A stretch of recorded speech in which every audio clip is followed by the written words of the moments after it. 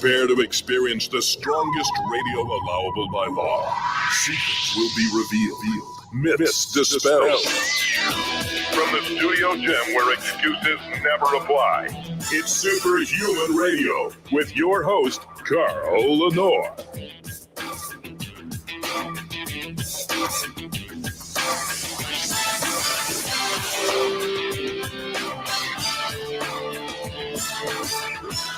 Welcome back to a really important episode of Superhuman Radio.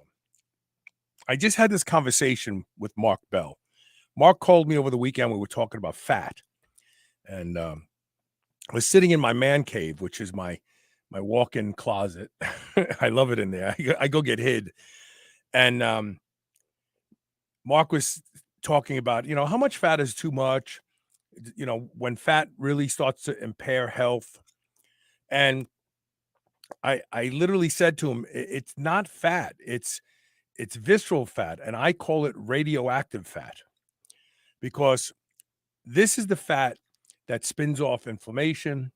This is the fat that has been tied in numerous studies to shorter lifespan, all-cause mortality, and a variety of disease states that we have become adjusted to thinking are normal.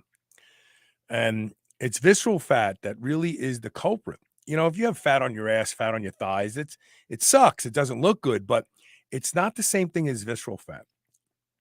So not all fat is created equal. Dr. Sean O'Mara is going to join us in just a second to talk about some research. And we have great slides to illustrate what we're talking about. And this is very exciting because we also come with a solution. If you're someone who's plagued with visceral fat, I see very lean people. Their arms are lean. You can see blood veins. You can tell that they're lean, except they have this barrel that starts at the thorax and goes to the pelvic bone, and it protrudes, and they look like they're maybe 6 or 7 months pregnant. They look like they are literally hiding a barrel under their gut, under their shirt. And this is the fat that kills people. And so we're going to not only talk about it, identify and discuss why this happens, but also we're going to talk about how you can change it, and change it quickly. Before we get started, we have to thank our title sponsor, and that's Legendary Foods, makers of the Tasty Pastry, which has taken the world by surprise. It is a Pop-Tart that is reimagined. It has less than 1 gram of sugar, 20 grams of high quality dairy protein, and 4 to 5 net carbs. If you're a low carb guy like I am, you watch your carbs. But now they've introduced something even better, and they're called sweet rolls. They come in cinnamon, which is kind of like a Cinnabon. I mean, it really is. You'll think you're eating a Cinnabon. It's that delicious. It tastes like real bread product. It doesn't taste like cardboard, but you're willing to eat it because it fits your macros. Chocolate, and then of course my favorite, the berry, which literally, like if you unwind it, you know how Cinnabon is. If you unwind it, there's like all this gooey jelly inside of it. It's so good. You can go buy sweet rolls as well as Legendary's Tasty Pastry by going to shrnetwork.biz/legendary and use the code SHR10, not only to get 10% off, but to let them know that you learned about it here on Superhuman Radio. And now, without further delay, get my guest here. Microphone. How you doing, Dr. O'Mara? I'm doing well, Carl. So well. How are you? Very good. So, I've studied and watched visceral fat for a long time. I actually saw a study probably 7 years ago that looked at lean people, but the girth of their stomach was ridiculously large, and they were lean, and it was attributed to visceral fat. I also read a paper probably a decade ago, maybe longer, that showed that people who go for liposuction, when you remove the sub-Q fat, the body wants that fat and it puts it someplace you can't get to it, and it puts it in the viscera. And visceral fat is tied to a variety of diseases. Talk about that, the disease states that seem to go hand in hand with the development of visceral fat. Yeah. So in our study, which was done under funding for the National Science Foundation, we received $1.25 million worth of funding to actually look at this biomarker. And it's really best to thought of as a biomarker, a target of health. And we studied its relationship to chronic disease in over 5,000 people. And in those 5,000 people who had chronic disease, we did not see a single case of chronic disease that either did not improve significantly or go completely away to the extent people eliminated visceral fat. So you really should begin with the premise that all chronic disease is influenced by or related to visceral fat. And we always see, and to this day now, I've studied it for 13 years, I have yet to see a single person with a single chronic disease that did not improve once visceral fat was eliminated. So I have people that come from all over the world to meet with me that have conditions, and we just concentrate on visceral fat. Whatever condition they have, symptoms they have, significantly improve. So it's really, like you say, radioactively, you think of it as radioactive fat. It's because it is so metabolically active, constantly churning out these inflammatory molecules, many of which we probably still don't know yet, but they go out into the bloodstream and get spread throughout the body, and they just wreak havoc, wreak disease, cause disease all over the body. So it affects not only your health and your body, but your performance and your appearance. So I really enjoy educating audiences and talking with people about visceral fat.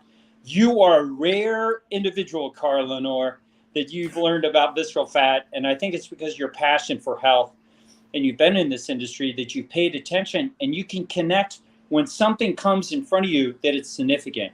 And visceral fat is one of those things. So I'm excited to have this as a topic today for the Superhuman Radio audience so that they can be educated about visceral fat and learn how targeting it and, more importantly, eliminating it can have such a dramatic effect on their own health. So let's also talk about organ crowding. Visceral fat crowds. Actually, when you have visceral fat, it starts to actually attach to organs, the liver. It'll infiltrate the liver over time and cause other diseases. It'll crowd the kidneys, and it'll crowd the heart to the point where it starts to grow onto the heart. It's kind of like ivy. If you see one of those old buildings, 100-year-old building, and the ivy has actually become part of the building. You when you examine the ivy, you can see it infiltrating the concrete, breaking the bricks. What about organ crowding? What does that cause? Yeah, so this visceral fat, you're exactly right. It is best thought of as this inflammatory substance, but its presence is distributed pretty uniformly throughout the abdomen. And we see this deposition of inflammatory fat also around the heart. Now, what's interesting about this heart fat is it has a direct local inflammatory effect right on the coronary arteries. So wherever coronary arteries, the coronary arteries lie on the outside of the heart, when it goes through and are surrounded by that visceral fat, it's subjected and at risk for atherosclerotic cardiovascular disease. But in rare individuals, the coronary artery dives down into what's called the myometrium, the heart muscle.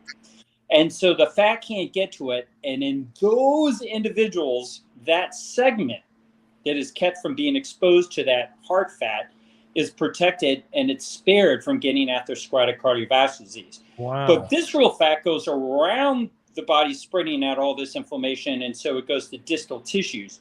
Heart fat is different, but I don't know if you can show those slides, but I can show your audience if they're able to see that. This is a picture. Oh, I have the slides. I have the slides. Okay. Let me see if I can find that. Yeah, so there's a slide of heart fat that maybe we should just show your audience so they get an idea. Here, no, wait, that's not it. Hold on a second. I have clogged arteries. It shows that reduction of visceral fat actually unclogs arteries. You can see one that has complete stenosis. Yeah, we can talk about left. that. So in that one, these are arteries, and the same disease process that happens in the heart happens in the brain. So this is an individual that we studied for the National Science Foundation. He was 58 years old, an executive of a company. And if you see those white circles, the image on the left, you can see in that white circle, orange is present because there's no blood flow through the coronary artery. Yeah, so that's called the middle cerebral artery, the MCA, and so that's blocked. It's almost completely blocked, but not quite. Now, in the image on the right, it's the same individual taken 9 months later, after we've opened that up. And the way we opened it up was no drugs. Your doctor, I'm an MD, so I don't want to speak too poorly about my profession, but no doctors really are familiar with these more, this way of tracking atherosclerotic cardiovascular disease and visceral fat. But when we got rid of visceral fat in this individual, his artery opened up. And the reason why we started and most physicians will tell you that without stenting an artery or some sort of really aggressive blood thinning process, it's impossible to do this. Yeah, they would. I mean, to this day, I show this to doctors and they go like this. It's almost like you're having them talk to a Martian.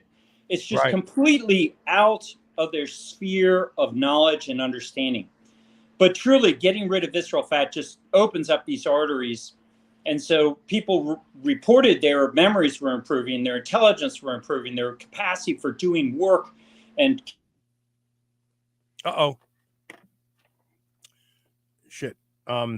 So they asked us, "What about you dropped out? You dropped out when you said and their capacity for doing work." You're coming in and out right now. Oh, okay. We can hear you. Go ahead. Okay, so they just became smarter, and they wondered what it was about visceral fat that allowed them to get more intelligent. So when we scanned the brain to try to figure out the influence of the reversal of visceral fat, this is what we saw: arteries were opening up. And now, subsequent to that, we saw visualization of arteries now in people's arms and legs and their abdominal aorta. Pulses, arteries began to pulse visibly. Here's the direct slice of the heart. So on the left, this is the pre, and on the right is the post-process food removal. Yeah, so this is now in a 68-year-old guy who had a large amount, and fat shows up as white on an MRI image. So for your audience, if they've ever had an MRI and they look at their MRI, fat is white. So that in the center, the two black things on the sides are the right and left lung fields. So air is dark, but the heart is right in the middle between your lungs. And that big, large, white shaped, almost like kielbasa, is fat, heart fat around the heart. And 13 weeks later, we re-imaged this guy and look at the dramatic reduction in the heart fat as we got rid of his visceral fat. So what he did, he only really did, and this particular study is very interesting. When you use an MRI, you can look at the chest, test one thing to see its effect on heart fat or visceral fat, and we did a lot of that. And so the one thing this guy did was he cut out processed foods. He didn't exercise. So there was no exercise. The only thing this guy did to get rid of that heart fat was eliminate processed foods. So he only ate meat and vegetables in whole form, which audience might think of as eating clean. Yeah, right, eating clean. And so that in 13 weeks, he'd eliminated this highly inflammatory chunk of fat around his heart. So that's available to your listening audience to learn about, and they can get their heart fat scanned by either an MRI or CT scan. And but the downside, unfortunately, this is no doctor reads these.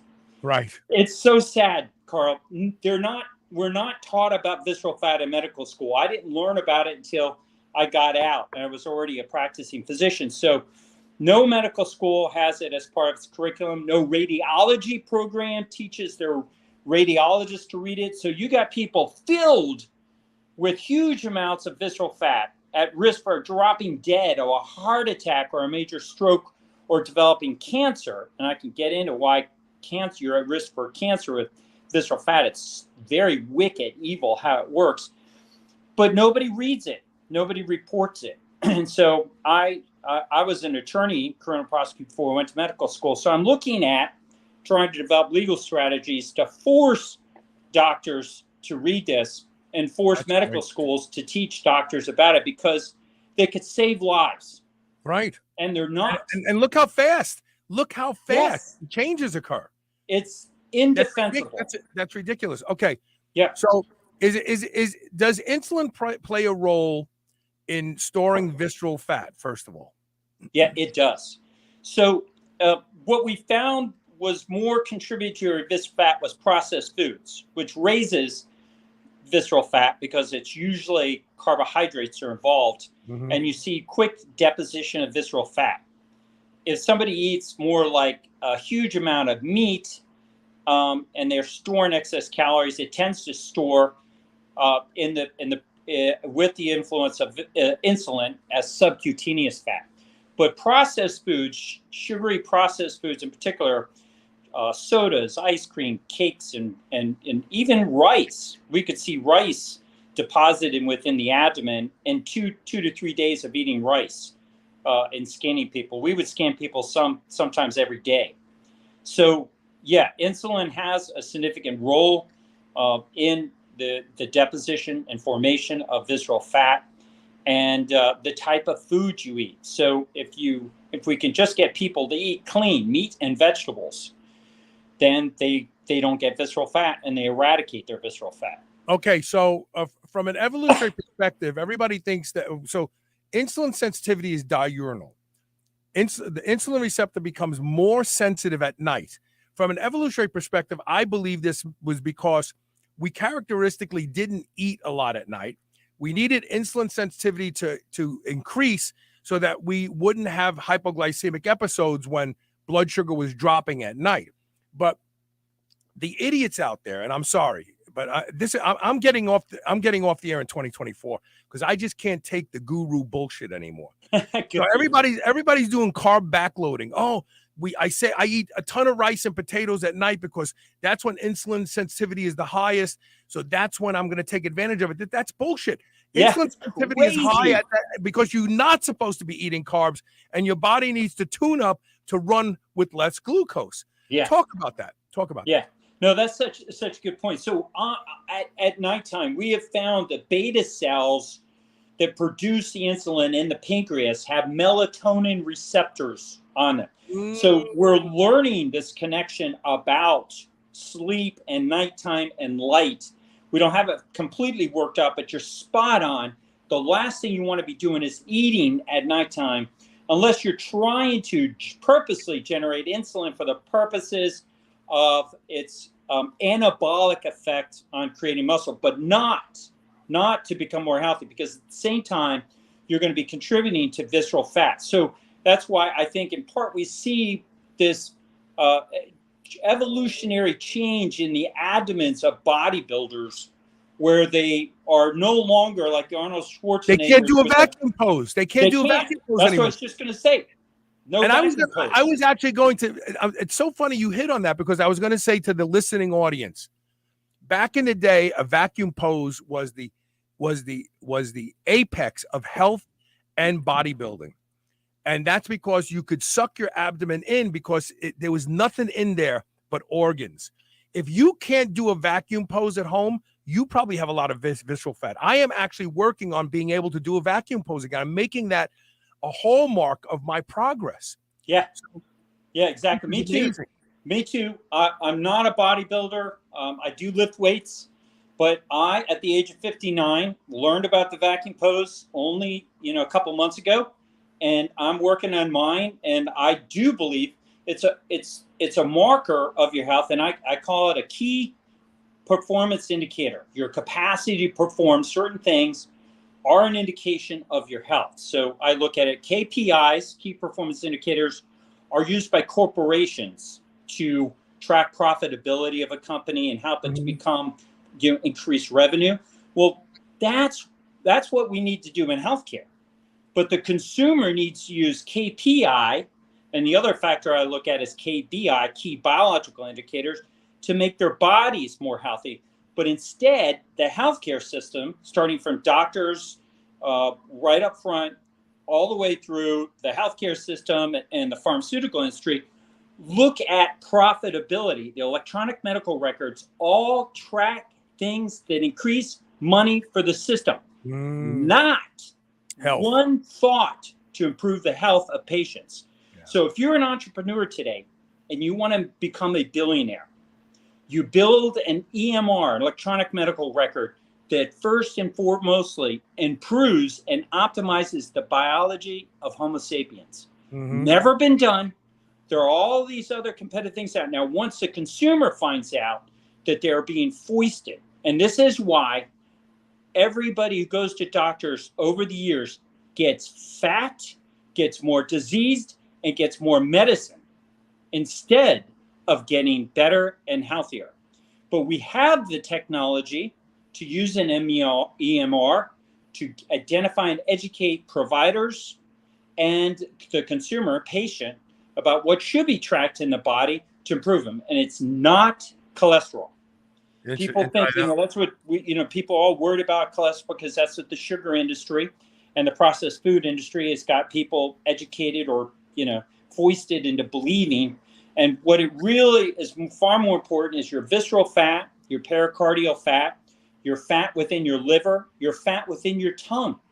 We can do an MRI in the tongue and we can see deposition of fat within the tongue.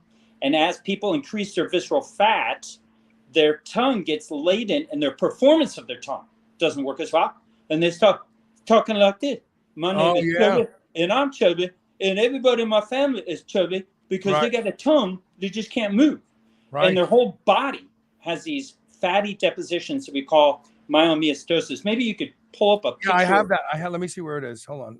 So you want me to put up the Olympic athlete and the maybe the legs and show here. No, this is the marbling one. Yeah, so this is a good one. So these are steaks, and the steak on the left is just a ribeye that's grass-fed, 100% grass-fed, grass-finished. The steak on the right is a ribeye in which the animal's been fed grains, carbohydrates, for 6 months, and antibiotics, right, and seed oils to increase the weight of the animal, so you get this deposition.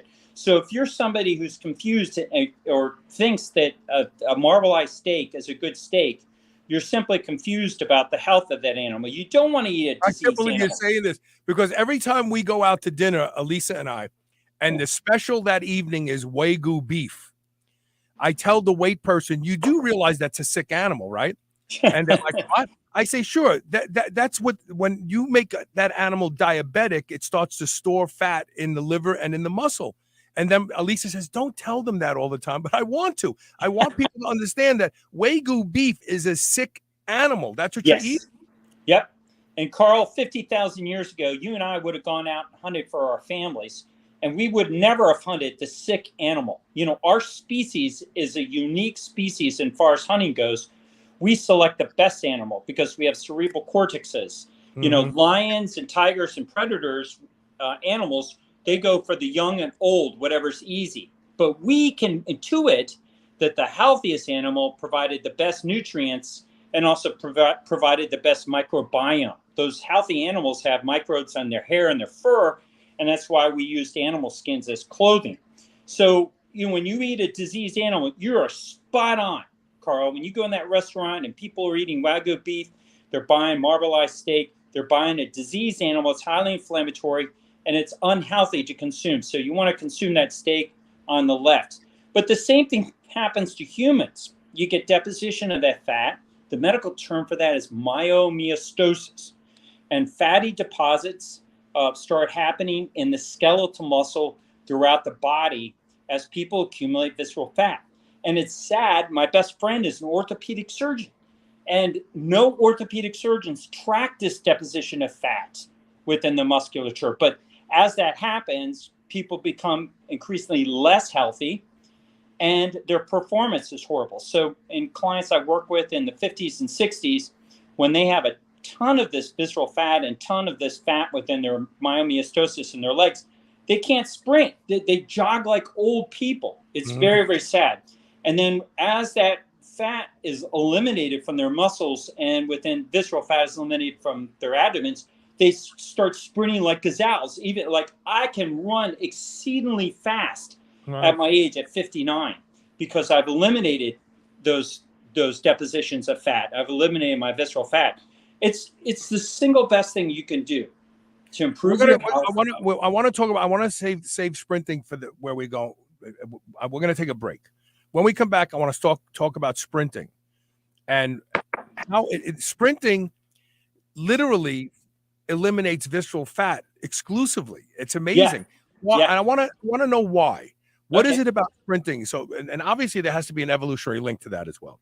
Yeah. We're talking with Dr. Sean O'Mara. If you want to learn more about him, you can go to his website, which is Dr. Sean, SEAN, O'Mara, OMARA.com. And if you want to reach him and get in touch, you have questions, that's the way to do it.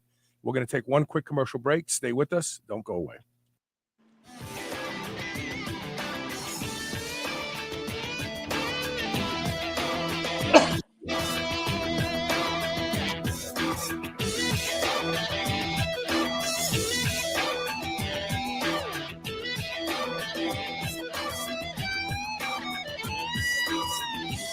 Never before has a product been so appropriately named as Botanic Tonics Feel Free. This plant-based elixir combines a variety of different effective compounds, all from raw plant materials that at different doses provide you with completely different experiences. A third of a bottle puts you in the zone and makes you very focused and is ideal for a non-stimulating pre-workout. It also has a mild analgesic effect for us older lifters who have soreness and little pains and aches that keep us from training as ferociously as we want. A half a bottle will create a mild euphoric effect that will allow you to forego consuming alcohol, but still be socially lubricated and have fun. I have never had a product deliver on its name the way Botanic Tonics Feel Free does, and I won't ever be without it, and you shouldn't either. Go to shrnetwork.biz/feelfree and use the code SHR40 for 40% off your first order. I promise you, you will not be disappointed. P3OM from Bioptimizers is a patented prebiotic and probiotic supplement with Lactobacillus plantarum OM. It has now been upgraded to P3OM 2.0 with the addition of a superfood formulation that makes it 2 times stronger, as well as optimizes L. plantarum's strength. So it's more powerful than ever, which means that not only will it help you completely digest all animal proteins, it also reduces cortisol, causes deep relaxation and better sleep, and reduces stress. Go to shrnetwork.biz/P3-OM today and use the code SHR10 to save 10% off. Merrick Health is a premium telehealth platform that connects customers with partnered providers from the comfort of your home. Merrick provides concierge service with your very own patient care provider as your health advocate. You'll go over all your needs and goals from improving sexual function, hair loss prevention, increased muscle, fat loss, and overall improved performance. Prescribed treatment options can be ordered and shipped directly to you if you meet the requirements. All from the comfort of your home. Go to shrnetwork.biz/Merrick Health. That's MAREKHEALTH and order your comprehensives and get 10% off with code SHR. Don't forget to add the lab analysis to have results reviewed with potential over-the-counter supplements or treatment recommendations. That's shrnetwork.biz/Merrick Health and use code SHR at checkout. Or order your own desired labs with code SHR and get 10% off your first lab order. There are lots of concerns about food supply today. That's why you need White Oak Pastures. White Oak Pastures will deliver food right to your doorstep. You don't even have to go out and be disappointed by shopping in grocery stores. The finest beef, pork, lamb, duck, and more can be found at White Oak Pastures. And now they even have seafood. And best of all, White Oak Pastures has a negative carbon footprint, which means that you don't have to feel guilty for eating your ribeye. Go to shrnetwork.biz/White Oak and use the code SUPERHUMAN to save 15% off. This is the Superhuman Channel. Evolution just got kicked up a notch.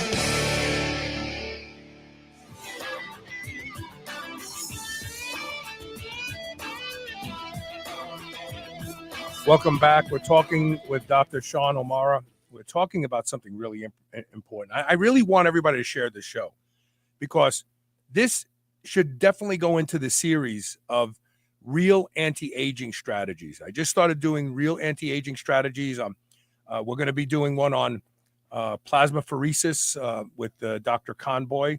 And next week, we just did 2 deep dives into chelation therapy to rid the body of heavy metals. You know, I'm 64 years old. I got amalgam fillings. You know, I want to get that stuff out of my tissue. So these are real anti-aging strategies. And here's one right here that you can do yourself, and it works fast. Okay, so let's talk about sprinting for a second. There has been a lot of research. In fact, Carol, the bicycle, the workout bicycle, they use AI to drive people into doing more sprinting on their bike. But do you have to sprint on your feet? Like I have a left foot that's had 2 surgeries. I can't sprint anymore. I can jog, but I can sprint on my Airdyne, and I do it regularly. Is that as effective? It's not as effective. I tell people that it's not a perfect substitution, but it's a decent substitution for people that can't sprint. Now, very often people, if they haven't had surgery and they just have joint disease, think they can't sprint because of the forces generated. But the real problem from running, if you have degenerative joint disease, tends to be the repetitive nature. So running itself, like jogging, causes problems. And sprinting, I get my clients that have degenerative joint disease to do a 10-second sprint, a maximum effort even, and they're okay. They can get through that. But for people that have had orthopedics procedures, they really need to check with their surgeon to see if they can sustain, participate in sprinting activity. But yeah, it is fantastic, and you're seeing a lot of development now in products like the Carol bike and other bikes to meet the demand. As we look and increasingly at intensity, we see the benefit to exercising in a highly intense manner. So I've tried to adopt a new way of describing an exercise intensity as maximum intensity. So the definition of sprinting, Carl, that I use is the fastest you can possibly run. Or if you're doing a Carol bike, the fastest maximum effort you can apply in that bike. So that's what's really required. And I'm on Instagram. I have a little like 20-second video of me doing an exercise on a sprinting bike, and people are bothered about how intense I am, because when I get off of it, it looks like I'm having a heart attack. But that's the way we ran 50,000 years ago to save your life. When you needed to come home and feed your kids food, you had to run that fast to catch that deer, or you had to escape a predator. And so sprinting from an evolutionary standpoint was one of 2 things that most contributed to us remaining in the gene pool and improved our quality of life. How fast you could sprint, and how well, the second form of exercise is how well you could fight. So weightlifting is an emulation of fighting of sorts, how strong you were and are. And we've gotten away from, fighting because we're more civilized. But to the extent that you can emulate a fight through weightlifting or other forms of exercise, you can get the benefits of certain type of molecules, and they're produced in the highest form. When you second highest is when you do weightlifting, resistance training, and in the highest form is when you sprint. So sprinting releases this molecule called a myokine, and the other molecule we recently discovered is a hybrid molecule of lactate combined with phenylalanine, and we call it lactate. And both of these molecules cause production of muscle tissue and cause elimination of fat, lipolysis. So basically, when you sprint or really, really work out with intensely, maximum intense effort in your weights, you burn fat and you build muscle. So that's what you want to do. That's how you optimize your body. But people aren't really tracking those metrics. They pay attention to their performance, subtracting reps and sets and things like that. But they really want to be aware of visceral fat. And then if you can image your body with an MRI, then you can look at your muscle to fat ratios. How much muscle do you have per fat? And guys that are looking in the mirrors, and girls today too, they're just looking at subcu fat because you cannot see visceral fat. Right. You cannot see pericardial fat. You can't see deposition of fat within the skeletal muscles. And so you really, if you're listening today and you can possibly at all get an MRI, that's what you want to do. And it can be life-changing. I have had patients, Carl, that have looked inside their body, standing up, looking at a monitor with me, and fall down and pass out from the insight into what is going on inside their body. Never happens with a lab report. But Right. I change lives when I show people an MRI scan of what's inside their body. And guess what? Those same scans, read by a radiologist, butt kiss. Yeah, nothing. They Yeah. never report it. So Right. you're going to, if you've ever had an MRI or a CT, or you're going to have one, get the image and get it to somebody who knows about visceral fat, who can read it, and who's experienced with it, and say where you are on the scale of average human beings, because it's not enough just to have a quantified amount of visceral fat. You want to know, hey, how am I doing in the class? What's my GPA? Am I failing at life? Right.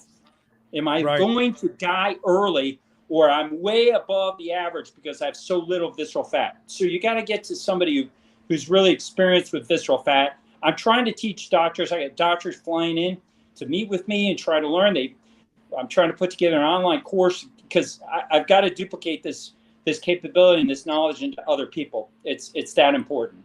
You think there's some magic in the substrate shift from aerobic to anaerobic? So like when you sprint, you start to cross that anaerobic threshold because your body just can't gather oxygen fast enough. That's the idea.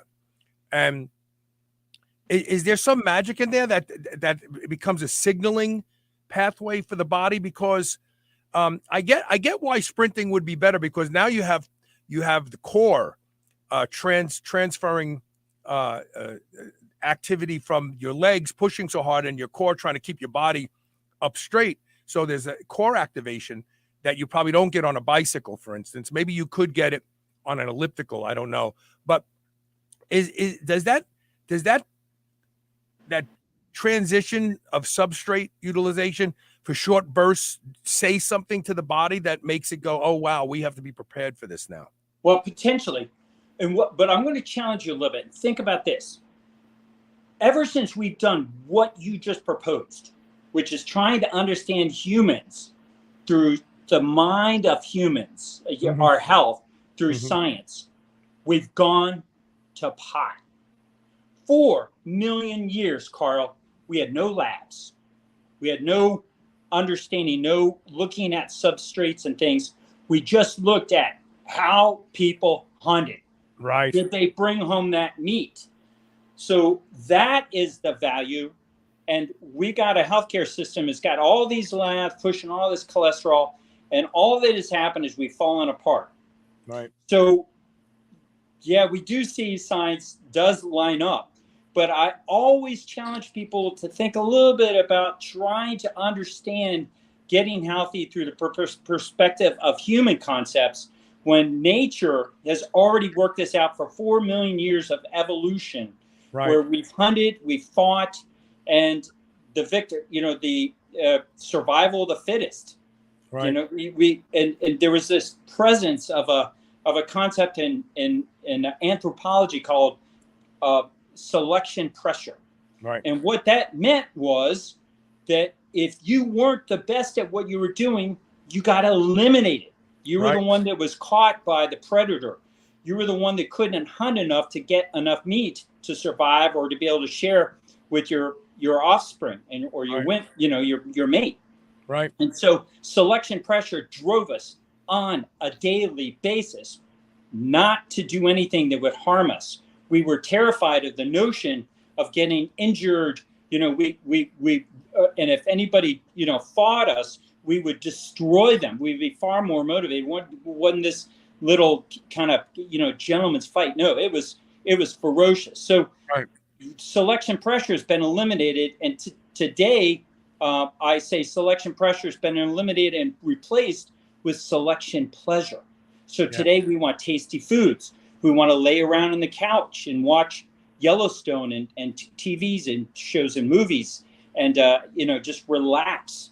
And so there's no role for selection pressure anymore to optimize human beings. But yeah, in a nutshell, if you want to improve your health, you got to be a badass and do things that people don't want to do. Sprinting, maximum intensity sprinting, maximum intensity weightlifting, a sauna, cold immersion, and fasting. These are the things all uniformly produce another molecule. They're hormetic. Exactly. And so these hormetic exercise produce chaperone proteins. Mm-hmm. And chaperone proteins show up where tissue is being made and allows the production and unfolding of the protein in a less error-filled rate. So now you have tissue being built without as much disease. So you want to produce chaperone proteins. You want hormetic exercises. You nailed it.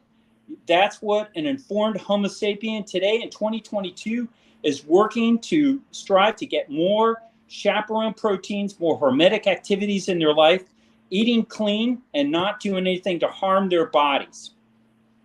I have an ARX machine, and I trained with it for a few months, and muscle growth was amazing.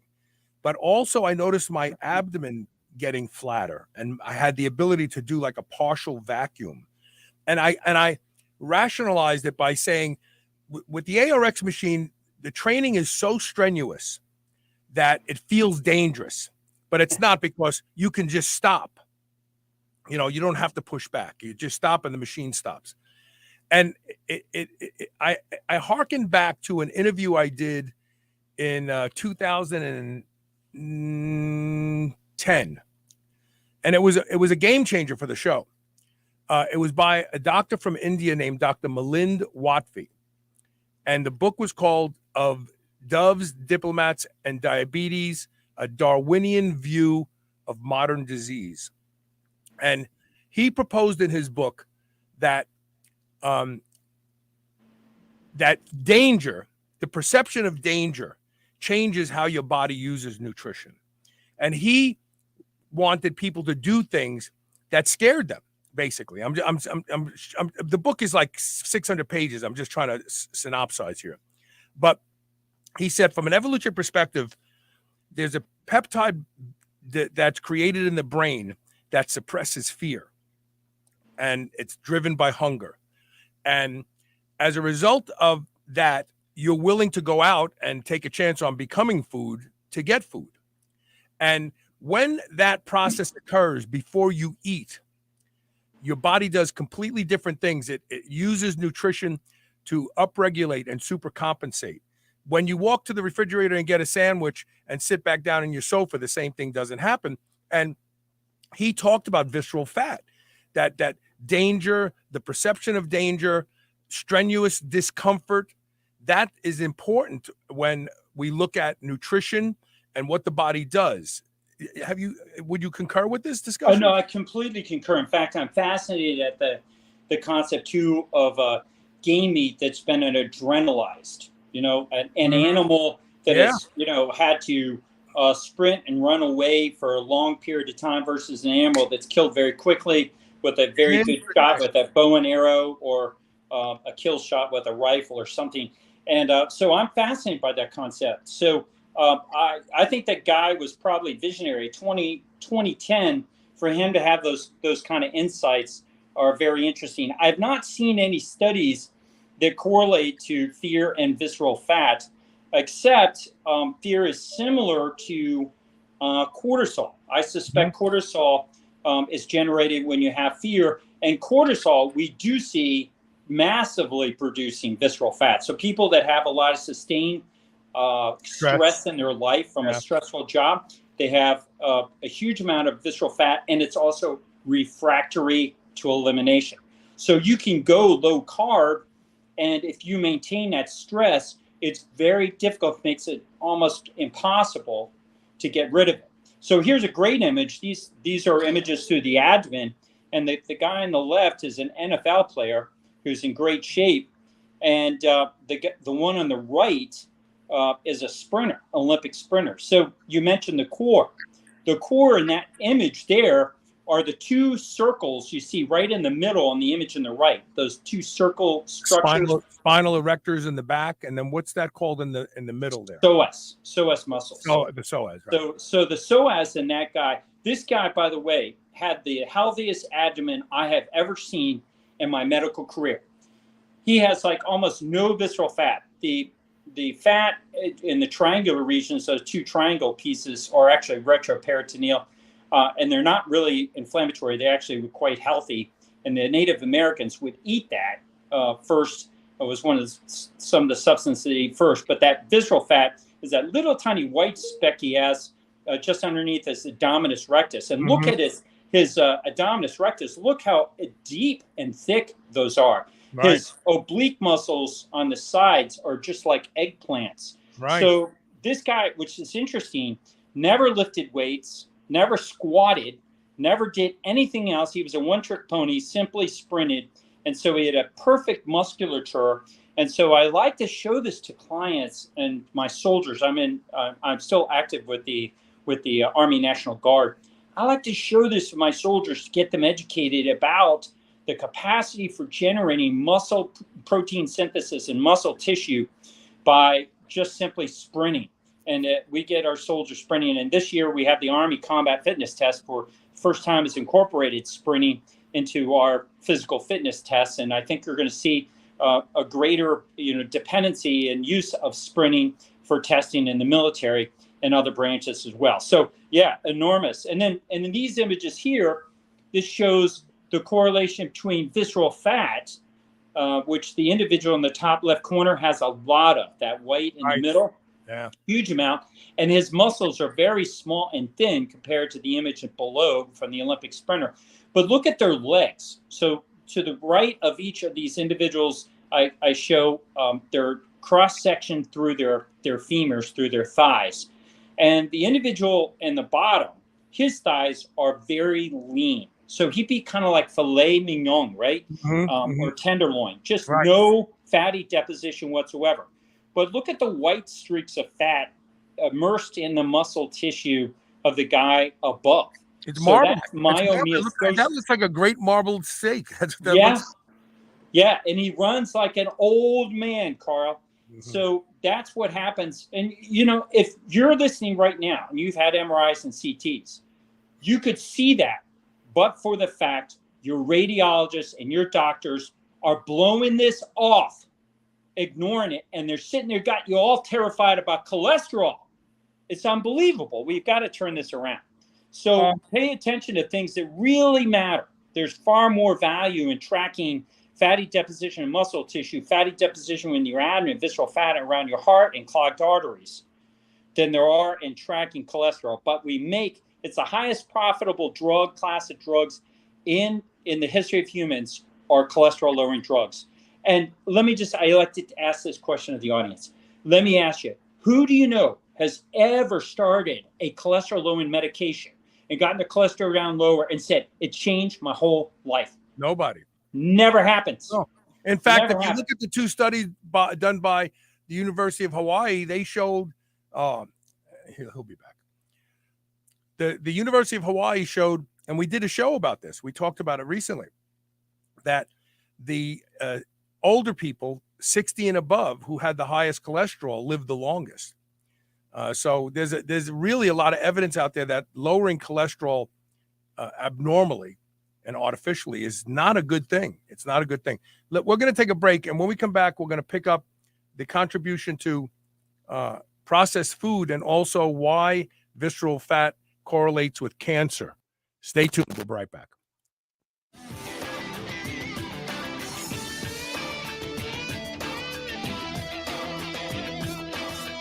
I would easily say that I am the hugest proponent you will ever meet to doing anything that will improve the quality of my sleep. And that's because sleep is linked to just about every metabolic disorder we see in our population today. One of the easiest things you can do to improve the quality of your sleep is to get a pillow that can be shaped into the exact form factor that allows you to get your best night's sleep. And that is My Pillow. I've been sleeping with My Pillow for a few years now, and I can tell you that when I have to travel and stay in hotels, I don't get a good night's sleep because I don't have My Pillow with me. Right now, you can save up to 60% off of everything offered to improve the quality of your sleep at shrnetwork.biz/mypillow when you use the code SHR. Or you can call toll-free 800-889-4938. And remember to use code SHR to save up to 60% off of everything at their website. There have been no real breakthroughs in resistance training for over 200 years. Whether it's pulleys or free weight, they all depend on gravity and the angles associated with gravity's effect directly on the weight. All of that has changed with the ARX machine. ARX stands for adaptive resistance. The ARX machine uses a 25 horsepower motor. You are literally fighting against a 25 horsepower motor. So every single rep is your 1 rep maximum at that moment in time. But ARX leverages another technique that has been known to produce rapid muscle gains and strength. And that is it leverages the eccentric or negative portion of the rep, which completely blows every other exercise and resistance training product out of the water. Go to shrnetwork.biz/ARX and discover the future of resistance training. Dogs should be powered by fat and protein, not carbs.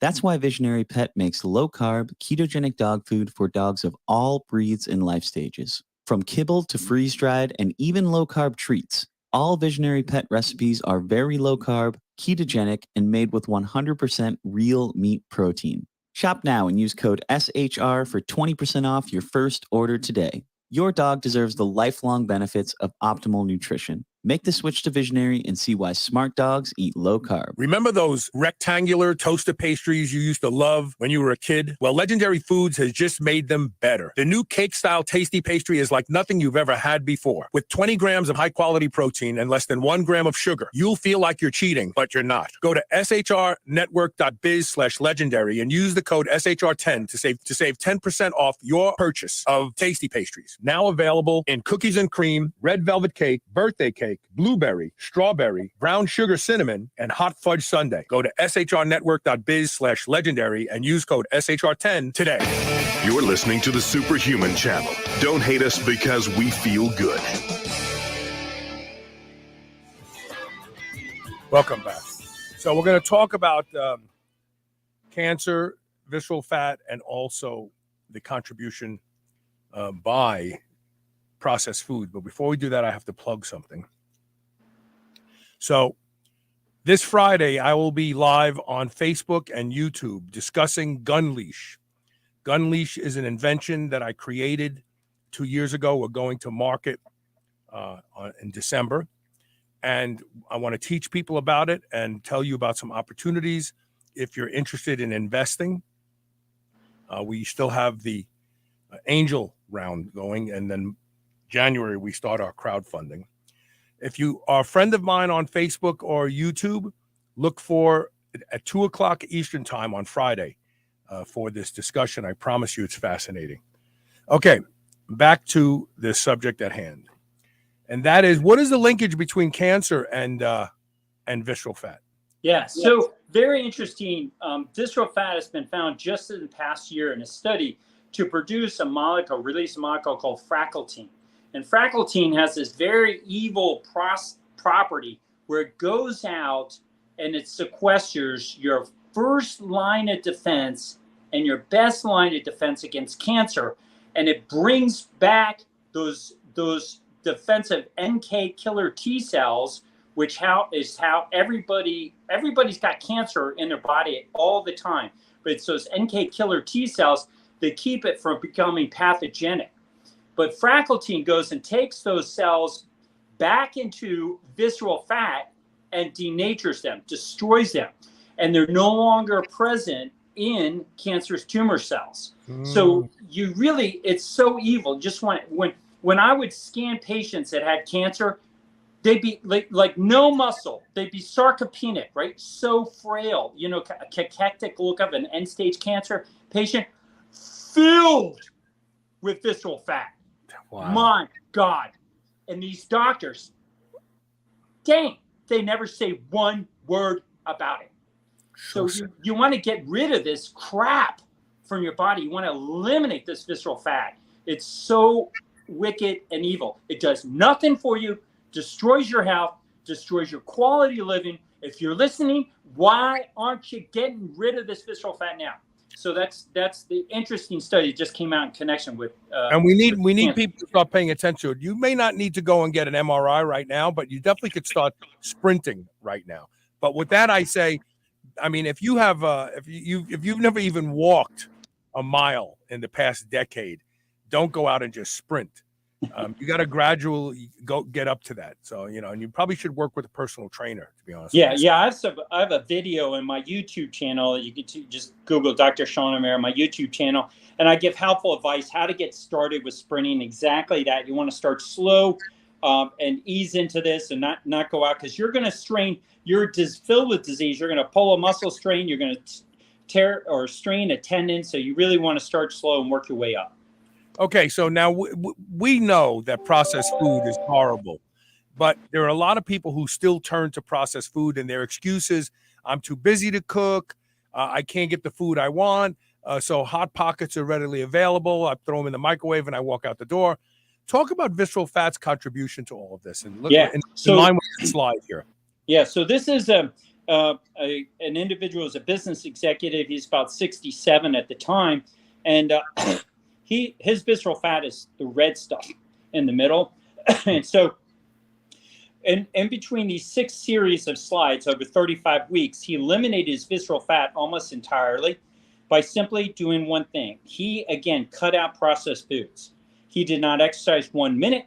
So if you think you can get rid of being overweight just by exercising, this is your problem. You got to see the contribution of processed foods, and eating dirty food causes visceral fat.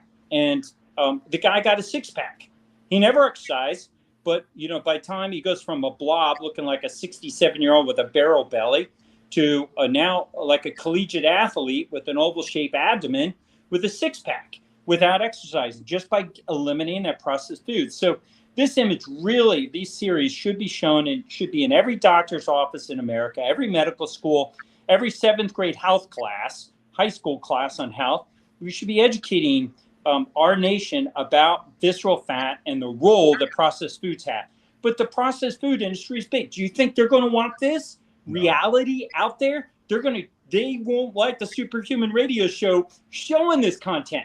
I guarantee there are people that have listened to this are going to be very mad and very upset, because it's big money. It's part of the largest part of our economy is healthcare, and 90% of it is taking care of chronic disease. So we're going to be swimming against the tide until we get people really educated about visceral fat and processed foods. So people will interpret this as, well, I have to go to restaurants and eat because I'm too busy. I can't prepare food. My kids are home. You can go to the restaurant and still eat good. I go to J. Alexander's. They have a rotisserie chicken and they have a pork loin that's out of this world. But instead of getting it with the mashed potatoes and the bread, I get it with broccoli. That's it. I mean, it's all about choices. You don't have to eat bad just because you're busy. That's the bottom line. If you don't have time to prep food, then find restaurants that serve what you, or you know what?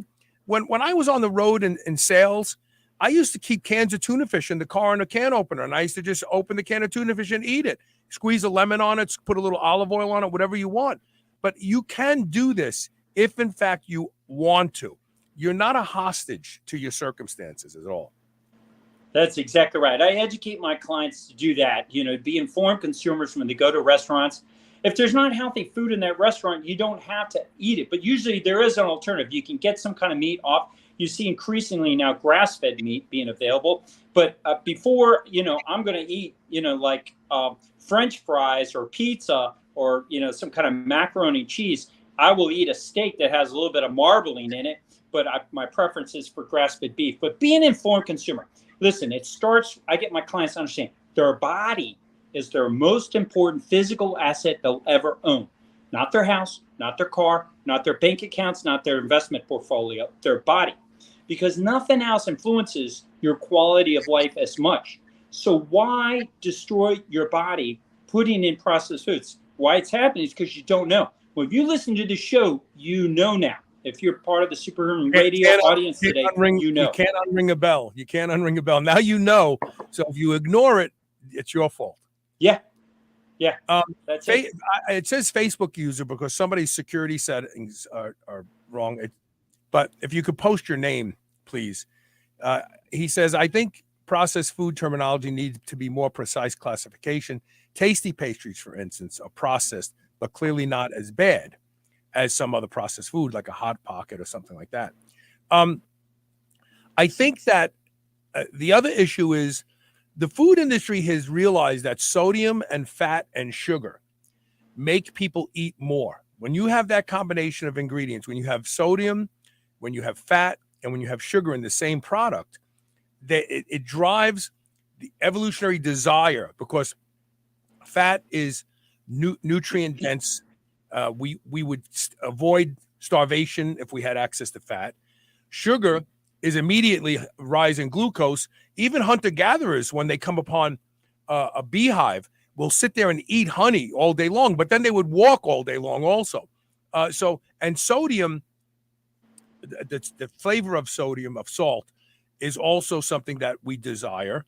And so I have been told, but I never verified this, that you will not find food in nature that has both sugar and fat. Is that true? You know, I have never been asked that question before, but I'm going to guess that that may very well be the case. You know, salt is probably present in a lot of foods in very, very small amounts, but not in the large amounts that the processed food industry is putting in. But it is that combination of fat and carbohydrates that I think are particularly problematic. But what's interesting is skeletal muscle has a small amount of carbs. Liver has an even larger amount of carbs because the glycogen is stored within the animal. But I think, you know, the different kinds of foods play a role through the microbiome. So it's the collection of microbes that you have inhabiting in you that allow you to be more selective in your physiological response to what you eat. But you want to drive your microbiome in a direction of always eating more healthy. Yeah, so we have a long comment from Craig Hollander. So he says, ultra-processed food consumption linked to premature preventable death in many households. Ultra-processed foods are mainstays at the kitchen table. They include products that you may not even think of as junk food, such as breakfast cereals, muffins, snacks, and sweetened yogurt, soft drinks, and energy drinks. These foods go through multiple processing phases, such as extrusion, molding, milling, etc., and contain many added ingredients that are highly manipulated. Examples are soft drinks and chips. And I'll even go a step further. We did a show probably 8 years ago that acellular carbohydrates, anything that's turned into a flour, is really bad for you, because grains used to be digested further down in the digestion process. But when you grind them up, they feed bad microbes at the entry level of the gut. And so acellular carbohydrates, anything made with a flour, and I would even question that almond flour is digested completely different than almonds. So we have this penchant of making everything into a powder so we can then mold it into something fancy. There's a problem with that. What do you think? Yeah, no, I completely agree. You know, and it's just processing. You got to eat chunks of meat and chunks of vegetables. If you just do that, you're leagues ahead, and you'll be eliminating visceral fat. Now, I personally eat just chunks of meat. I eat carnivore. The only vegetables I eat are fermented vegetables, because I think we're finding out more and more about these plant toxins. And I know that it's still early on, but I deal with my plant toxin issue by fermenting vegetables. So I eat kimchi with my meat. I got vegetables, but I don't get any oxalates. I don't have any phthalates, and I don't have any saponins. Almonds are very, very high in oxalates, and people eat them handfuls all day long. They go, "Oh, I'm eating healthy. I'm eating almonds." If that will change your tolerance to pain quickly, eating almonds. Yeah. I I'm fascinated by drop acid. I have to read the book from Dr. Perlmutter, but he's leading the charge about oxalates along with other people. I think we got to really investigate plants and which ones. I think our ancestors knew which ones to eat, and for the safest approach I take right now is fermenting them, and it also gives me rich microbes. It's fermented microbial rich food, traditional, been around for probably thousands of years, if not maybe potentially millions of years, fermentation.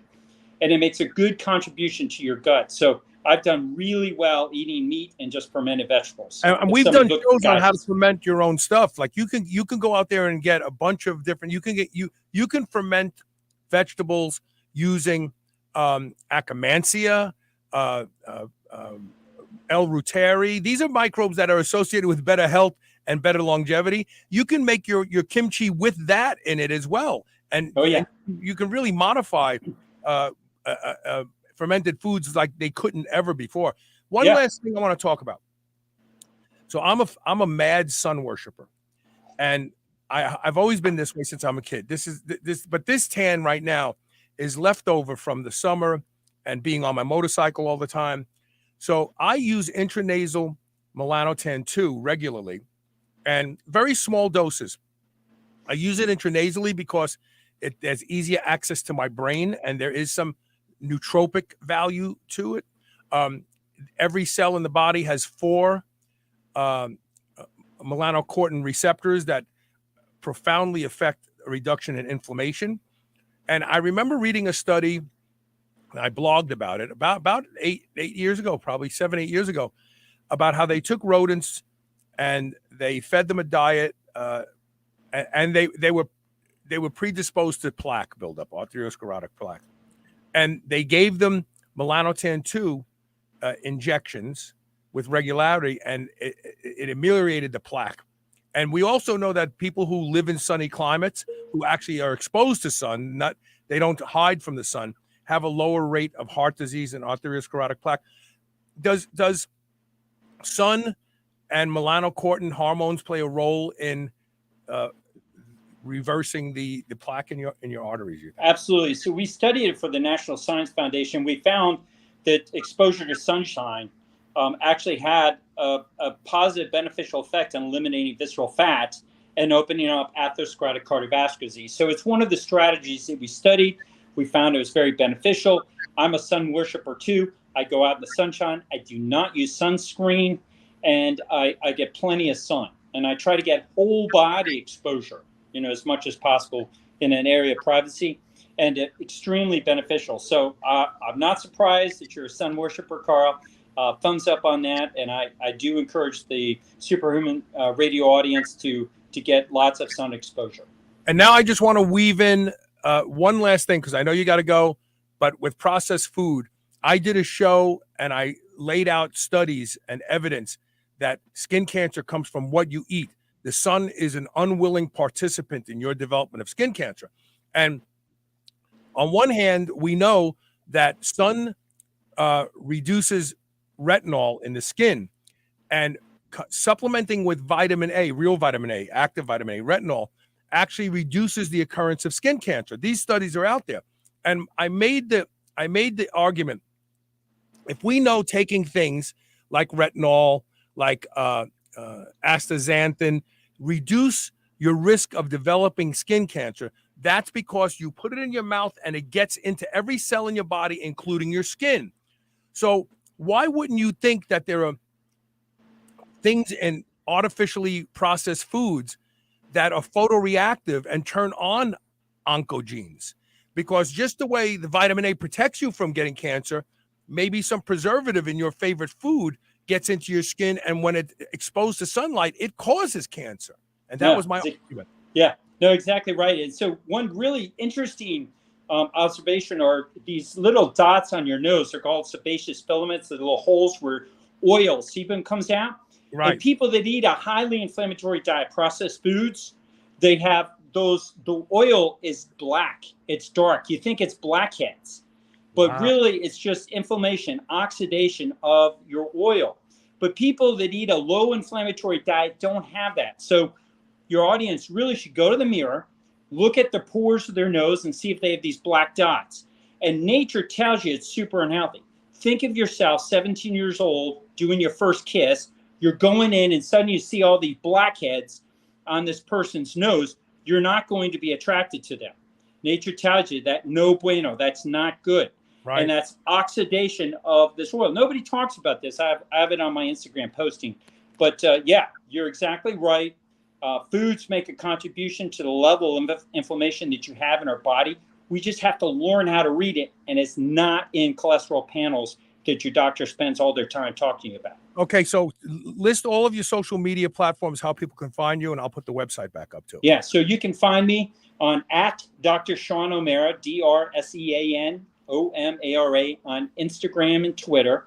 You can see me on my YouTube channel, Dr. Dr. Spit dot Sean Sean space Omara, and they use an apostrophe on YouTube. I don't know how that happened, right. But I'm on YouTube, and then I also have my own website, www.DrSeanOmara.com, that people can reach me and follow my content. I put all my recommendations pinned on the top of my Instagram to learn how to optimize yourself as a human being.